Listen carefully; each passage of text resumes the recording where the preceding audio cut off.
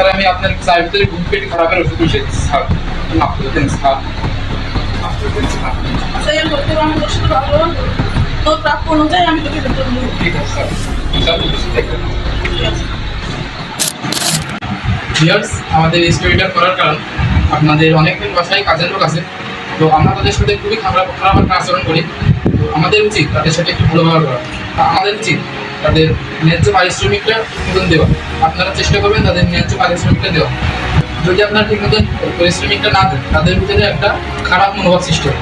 এই জন্য এই থেকে যদি আপনারা বাঁচতে চান, তাহলে আপনাদের ঠিক মতন পারিশ্রমিকটা দেওয়ার চেষ্টা করবেন। তো গাইস, আশা করি আপনাদের আজকের এই স্টোরিটি খুবই ভালো লেগেছে। ভালো লেগে থাকলে অবশ্যই একটি কমেন্ট করে জানাবেন এবং আমাদের চ্যানেলটি ভালো লেগে থাকলে অবশ্যই সাবস্ক্রাইব করে দিবেন। এই বলে আজকে বিদায় নিচ্ছি।